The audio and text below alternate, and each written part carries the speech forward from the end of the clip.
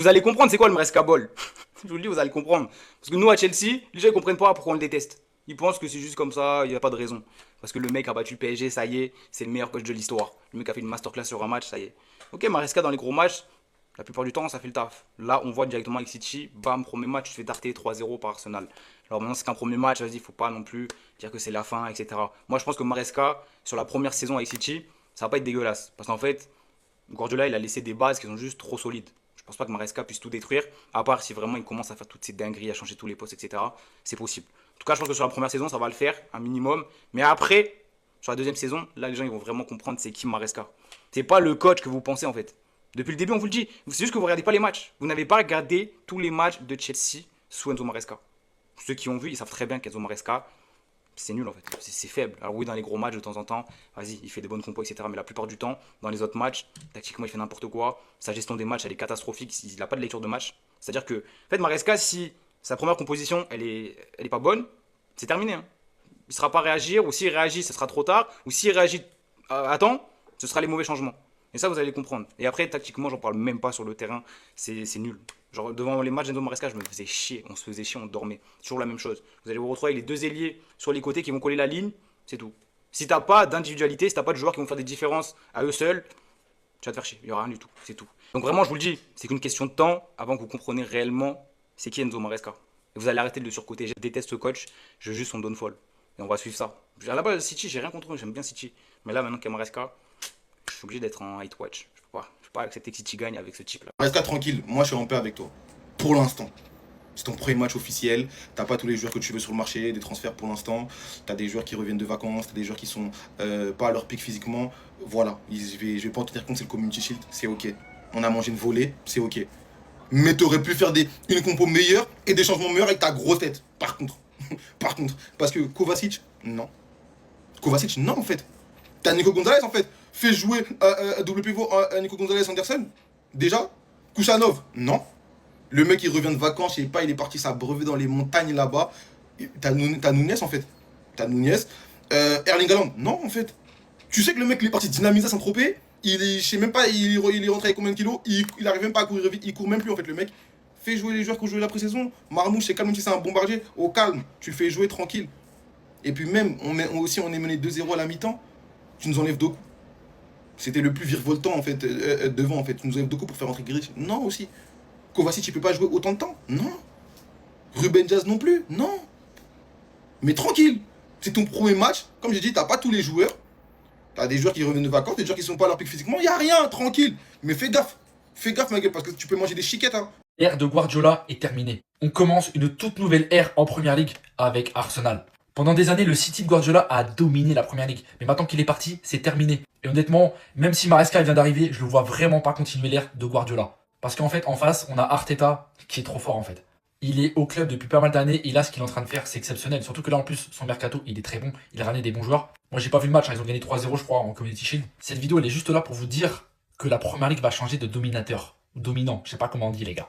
Parce que la Première Ligue, au début, c'était Manchester United. Jusqu'à 2013, on va dire. Même s'il y a eu un petit peu de Arsenal, de Chelsea, mais sinon, United, ils ont dominé la Première Ligue. Ensuite, il y a eu l'arrivée de Manchester City, de Guardiola. Et là, en vrai, on peut dire, Manchester a dominé la Première Ligue tout court. D'ailleurs, je tiens quand même à préciser que Liverpool n'a pas dominé la Première Ligue. Ça, je préfère vous le dire.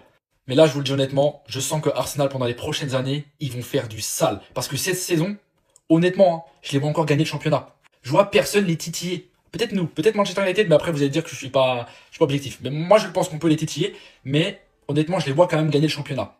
Honnêtement, est-ce que ça serait pas la nouvelle ère de Arteta? Dites-le moi dans les commentaires.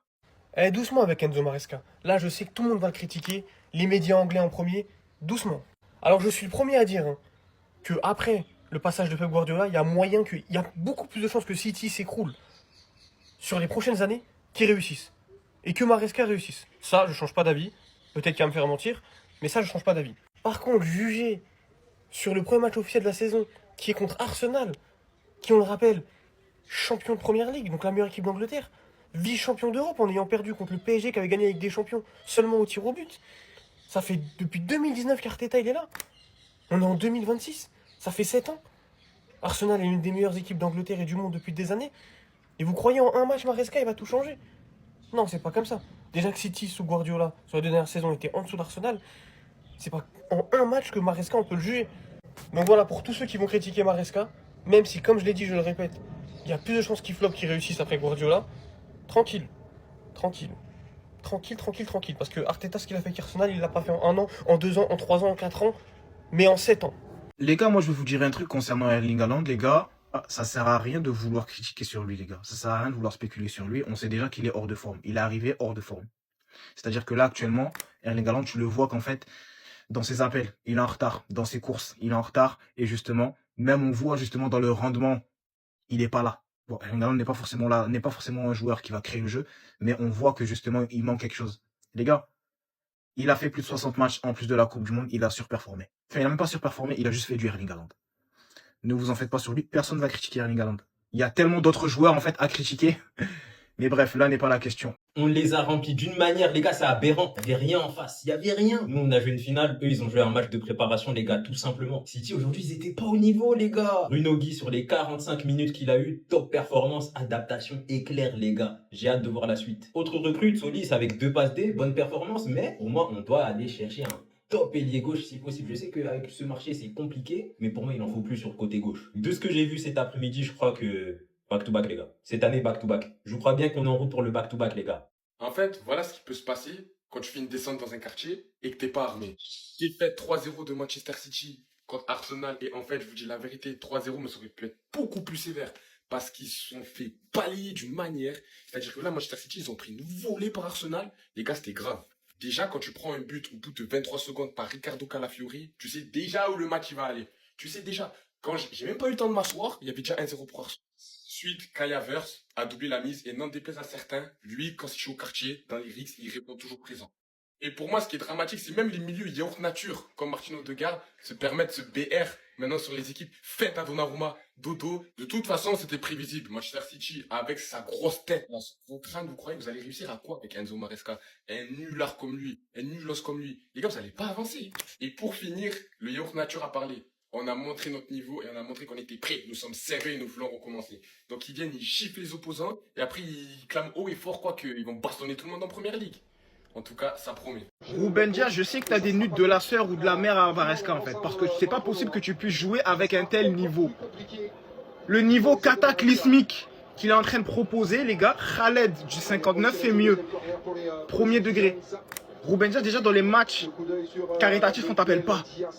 Dans les matchs justement des préparations, t'es Ganzou. La seule personne qui justement montre qu'elle est en forme, c'est Josko Gvardiol en fait, dans la défense.